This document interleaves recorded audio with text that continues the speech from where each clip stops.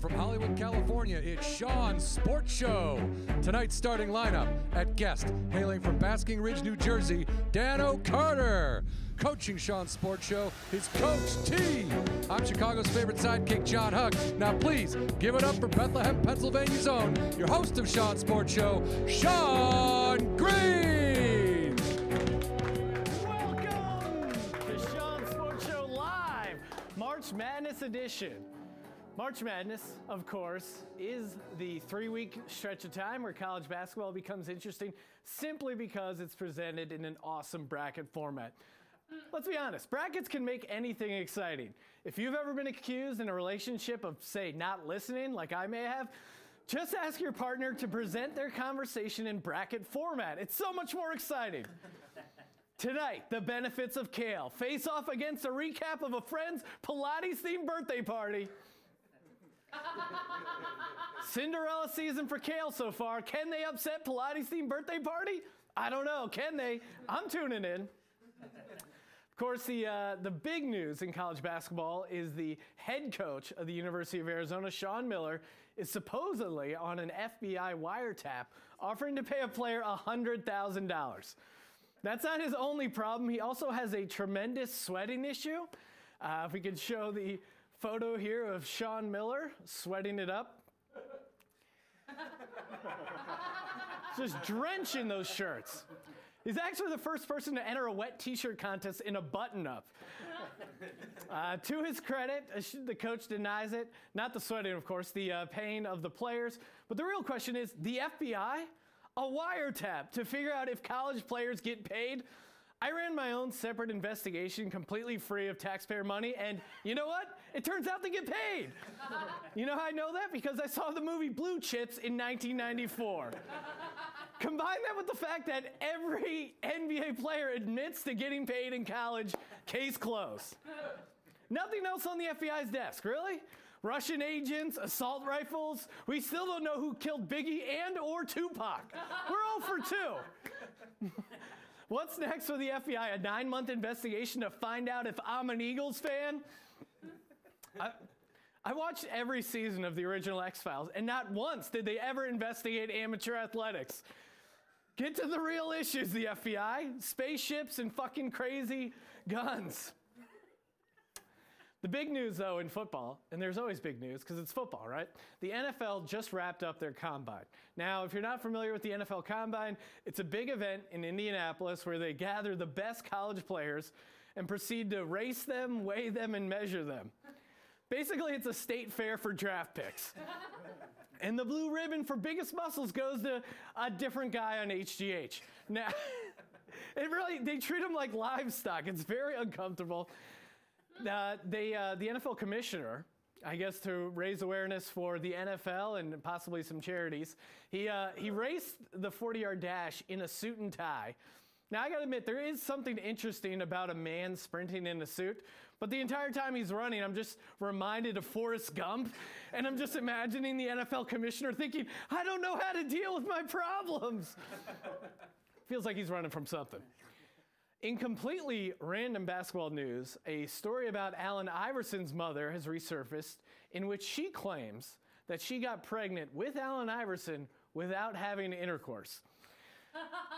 So either she's a little confused or the Holy Spirit is a playa. Got AI in the manger and everything. We're sitting here talking about frankincense? I'm a franchise player. Franchise player. We're sitting here talking about frankincense. Side note, the other 2 wise men must have been real pissed at the guy who brought gold. Oh, thanks a lot, Dick. Come on, man. She actually had Iverson when she was in high school, which would have made for a pretty hilarious episode of 16 and Pregnant. The Holy Spirit isn't ready to be a father yet. He just skateboards all day. Come on, Holy Spirit. You're about to be a dad. Get with it. Watching the Oscars the other night, I realized the key part to being a celebrity is not only doing charity work, but also making sure people know about all the charity work you're doing. Now, I've decided to hop on that trend. So please take a look at my new organization. I'm doing a lot of great work, and it's called the SPCD. Hi,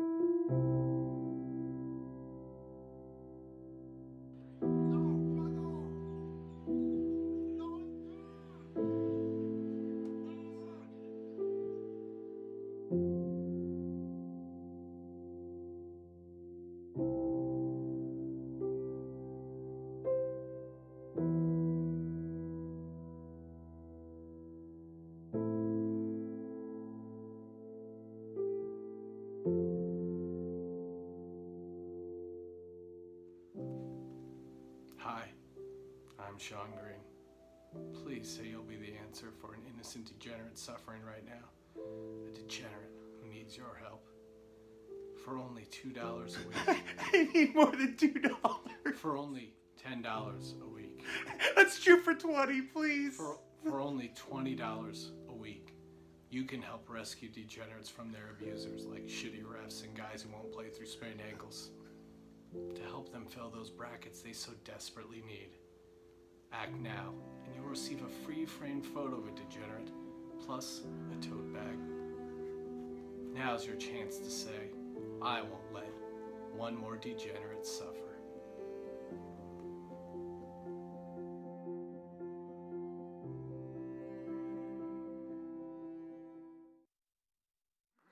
Welcome back, everyone, to Sean's Sports Show, the only sports show whose host almost got into a fight with Deshaun Jackson. Ooh. I don't know, did John ever tell you that story? I don't think so. Okay, now it is the basketball special, so feels appropriate to share. I was at a Clippers game, completely unrelated, but Deshaun Jackson, it was when the Clippers were playing the Cavs. Deshaun Jackson, Jay-Z was at the game, a bunch of like big name people were there, and Deshaun Jackson, I see him. I have really great seats. Now it's a guy who owns a comedy club let us have his seats for the night. So, you know, I should be on my best behavior, but Deshaun Jackson walks by. I had to say something to him, and he's walking by, and I go, Redskins suck! Fly, Eagles, fly! And I start doing the bird motion, and Deshaun Jackson just, like, looked back and then just gave me this motion. Could be interpreted a number of different ways. Either cut it out or I'm coming to murder you. Either way, I always thought he was soft, and honestly, I kind of lost respect for him for not trying to fight me. So, it's not, I mean, listen, I always thought he was a soft player. I'm glad they got rid of him, but you know. So he didn't get to win the Super Bowl. No, he didn't get to win the Super Bowl. I won the Super Bowl with the Philadelphia Eagles. So there you go. John, have you ever been to like a March Madness, a Final Four? I was fortunate enough to go to the championship game when it was in Dallas at where the Cowboys play. Yes. I honestly can't remember who was playing. I went to a NASCAR race. John, you have that issue when it comes to recalling sporting events. But I think this one I was just more because I went to a NASCAR race during the day and I drank pretty heavily all day. Then we went to the basketball game at night. It's a college event, so there was no alcohol being served. Right, so, because no one in college would drink that's alcohol. That's what I said. I go, what are you talking? Like, if it weren't for college drinking, all the alcohol companies would be out of business. But I think that really helped me actually watch the game and not black out in the first period. But still weren't able to recall. I think it was, I want to say it was Kansas and Duke? No. Yeah. Was it? No. Well, UConn maybe. The Huskies. Is that Huskies? Yes, the Huskies. Yeah, it was There the you Huskies. go. Yeah. UConn. Now, John, when you were saying you were day drinking watching NASCAR.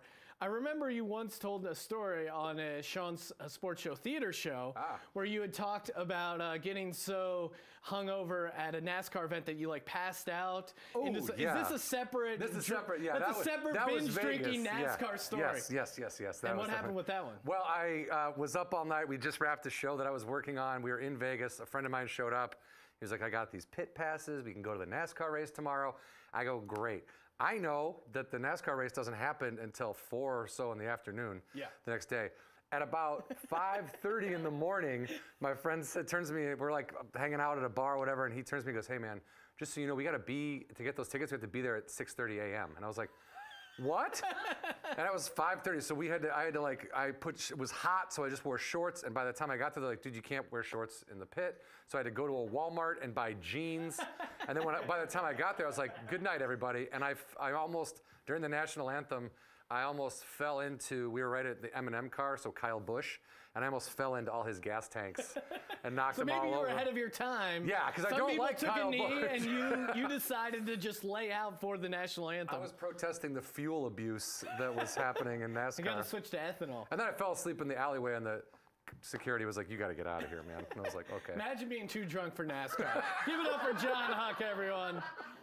Well, March Madness is upon us, and it's the perfect time to get your prediction skills dialed in. I actually have my own secret weapon. I'd like to break it out here. Now, to the naked eye, this looks like a normal basketball, but it's actually a Magic Basket 8-ball, John. Oh, sweet. You remember those? You shake them up. Yeah. You look at it. And it'll answer. It'll answer any sort of question. Yes, it is. It's a time-tested method. I used it to help me predict the Eagles Super Bowl win. I asked it who's going to win the Super Bowl. It said the Eagles. I don't know how it knows, but it knows. So, you didn't call anybody on the phone to find that out? Yeah.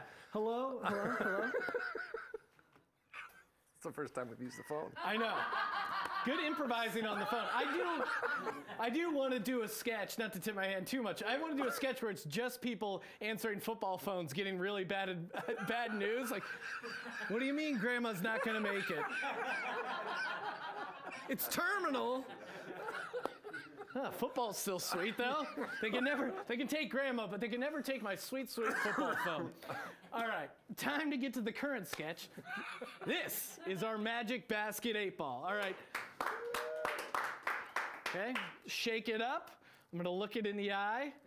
Will Penn State win a game during March Madness? Ooh. No way in hell. John, give it a shot. Oh, nice pass. Will the Cubs win another World Series? Oh, see? Man. It knows. How does it know you have a beard? It knows. I gotta ask it a tougher one. Is Carson Wentz the fastest, strongest, and most athletic quarterback in the NFL? Oh.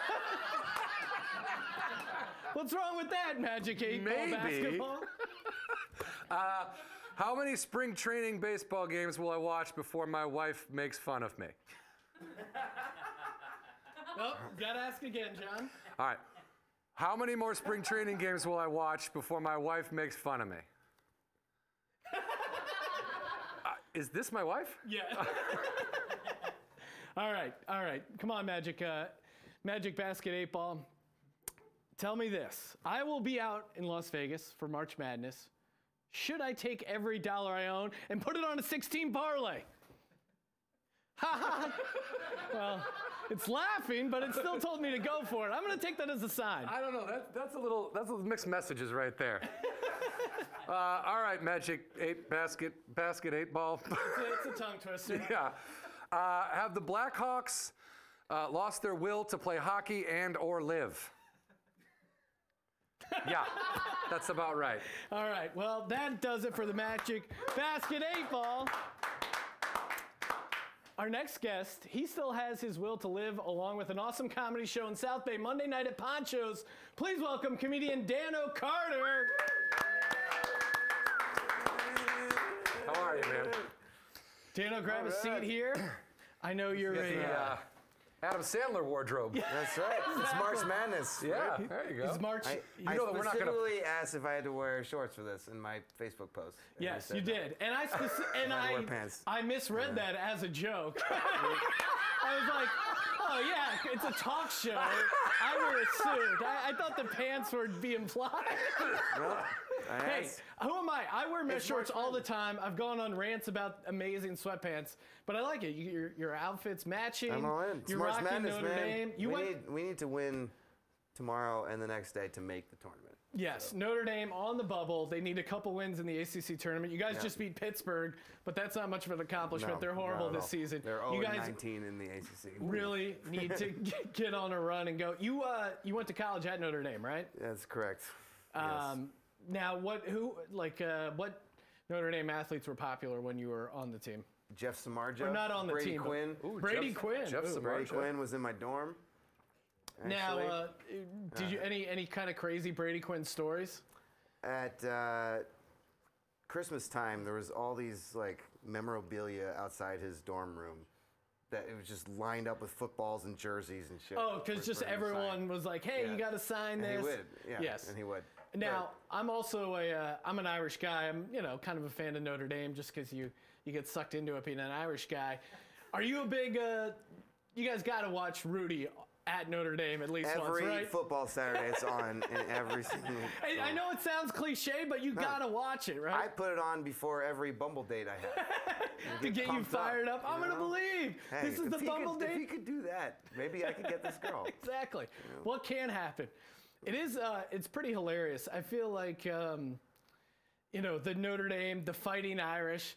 I feel like there's some people who will, maybe it was Colin Cowherd. Did he throw out that, who was it? I think we were talking about this, that someone was trying to claim that the Fighting Irish was also racist and we should get rid of it. No, it wasn't Colin Cowherd. Oh, it was Max Kellerman. Okay, sorry. On ESPN.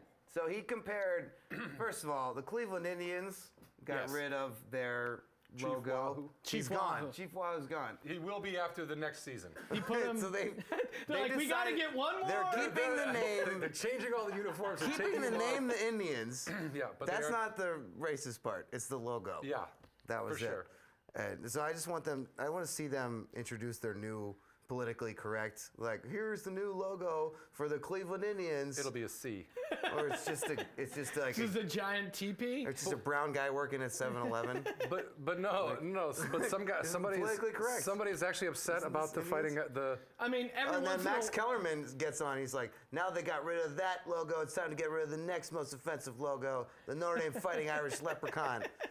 Like, no. What about Lucky Charms? What? I mean, like there are no leprechauns. Well, my Uncle Danny is pretty close.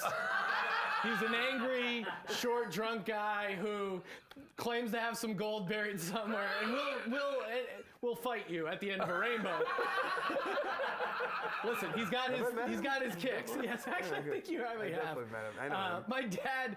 My dad actually came to your comedy show, and he got pretty saucy and was heckling one of the comedians. That's how you got booked. You were like, oh God. You were like, hey man, my parents are in town. My dad's a big drinker. He'll help out the bar. I was like, you're booked. I was like, you're gonna move a lot of beers. Please bring me my family. That's what we meant. My dad gets really drunk, and there's this comedian, Chris Fairbanks, who's wearing this like sweater robe kind of thing going on, and my dad's like, hey, nice sweater. And it was very uncomfortable because you couldn't tell if my dad was being sarcastic or not. I knew he was, but Chris was like, thanks, I guess. And then it was great afterwards. I'm like, Dad, you really can't yell at the comedians while they're up there. He goes, what? I'm not here to patronize them. Like, no, Dad, that's kind of exactly what you are. Patronizing night. Yes, exactly. Now, I know, I had talked about, I had worked with Gronk on the show Crashleets. We had talked a bunch before the show about used to work on Jimmy Kimmel, and I know they have some big Super Bowl shows. I think you said you were even worked the show when the Giants beat the Patriots after their undefeated season. What was that like? That was correct. David Tyree. Yes, you guys who had the crazy helmet catch. He's had one catch in the history of the NFL. He caught it off his head. He was a guest on the show. Yeah.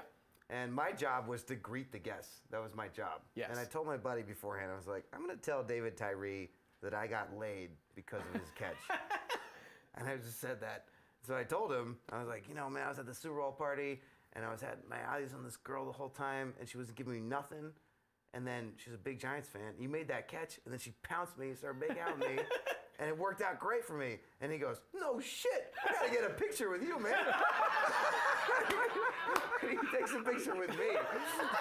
I helped this guy get laid. That was like a monumental moment. That's amazing. That's fantastic. All right, well, we got a big game coming up.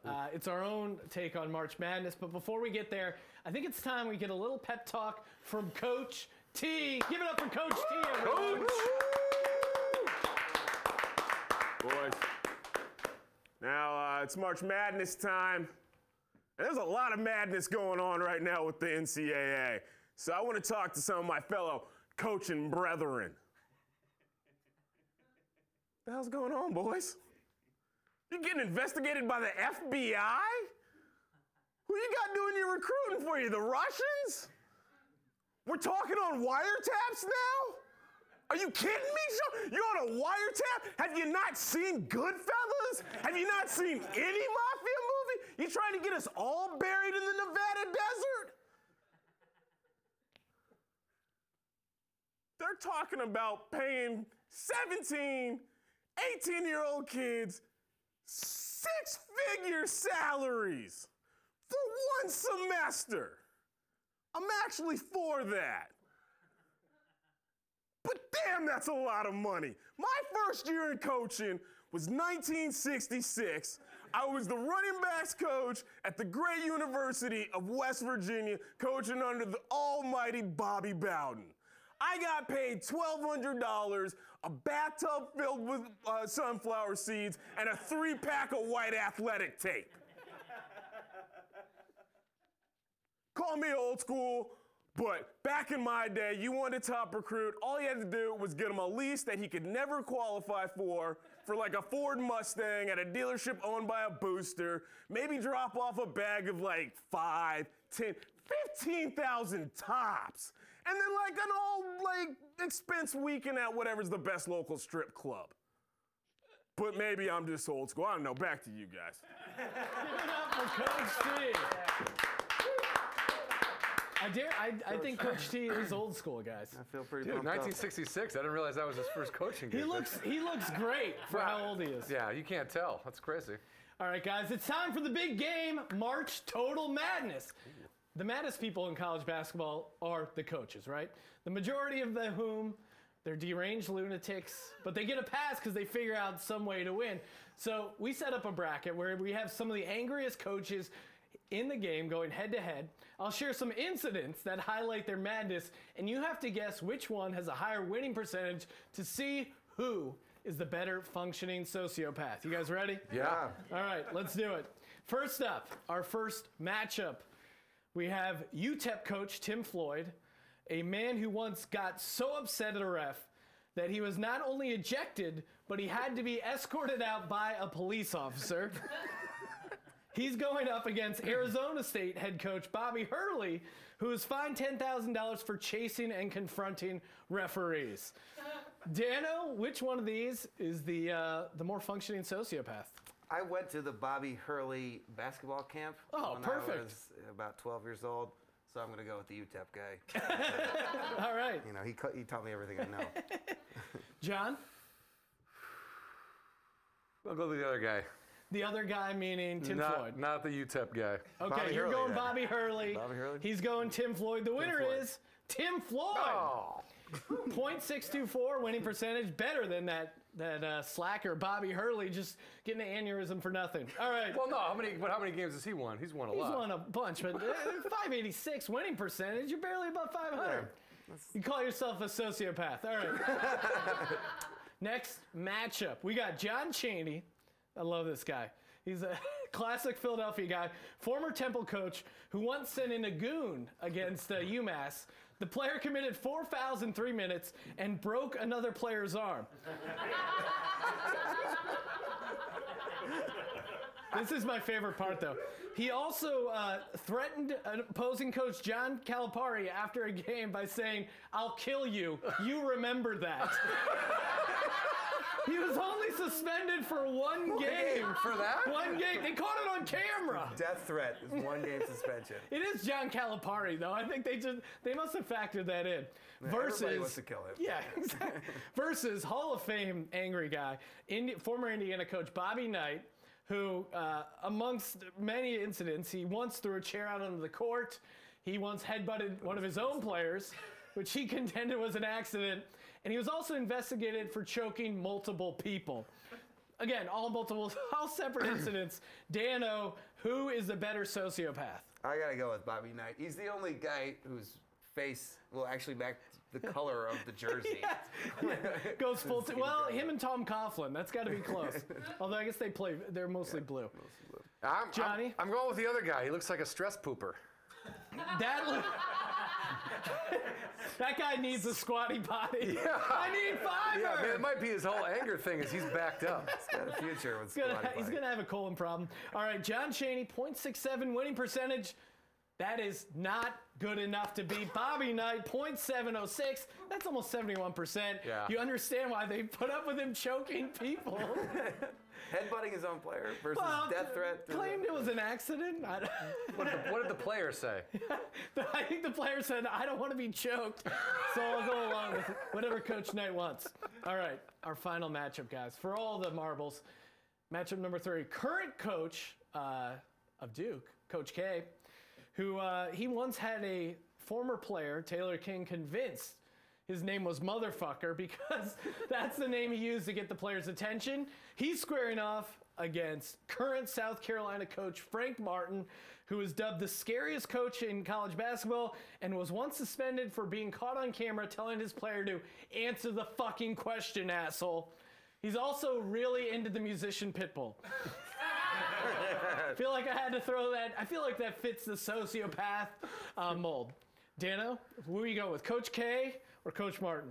Who wins this? The more crazy one? Yes. I'll never let Coach K win anything. It's the winning percentage. The winning percentage is what ultimately decides it. Oh. John? No, I won't give Coach K anything. Not giving it up for Coach K. I gotta say Coach K. Coach K? Oh, Frank Martin. Almost a 62% winning percentage. Not good enough to beat Duke Coach K. 76.5 winning percentage, almost 77%. John, congratulations. You are the winner of our March Madness Thank you. bracket. There's a lot. Man, good game. Good game, guys. Work. Good game. Good I playing out there. like anybody who sends a goon in a basketball game. Coach K has a losing record against Mike Bray. Well, there you go. And that's what really matters. How he plays against your team. That's what people really care about. Guys, thank you for tuning into the show. Give it up for Coach K. Or no, sorry. Coach T. Fuck Coach K. We got the coach consonant that really matters. T, baby. For trouble. Thanks again for John Huck, always sitting in. Give it up for Dano Carter. Make sure you check out Dano. And John, I know you're going on tour. You're going to be hitting up the Midwest. What March 15th through the 17th, I'll be at Skyline Cafe in Appleton, Wisconsin. March 21st to the 25th, I'll be at Hilarities in Cleveland, Ohio. And March 30th and 31st, I'll be at the Comedy Bar in downtown Chicago. All right. Guys, before I leave you, I'd like to give you a haiku. Can we cue my haiku music?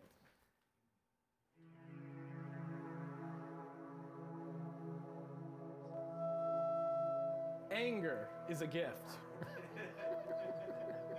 Sweaty coach is in trouble. I hope my cash double. That's it for the show, everyone! RoyalShowSportsShow.com. Take it easy. Woo! Good job, man.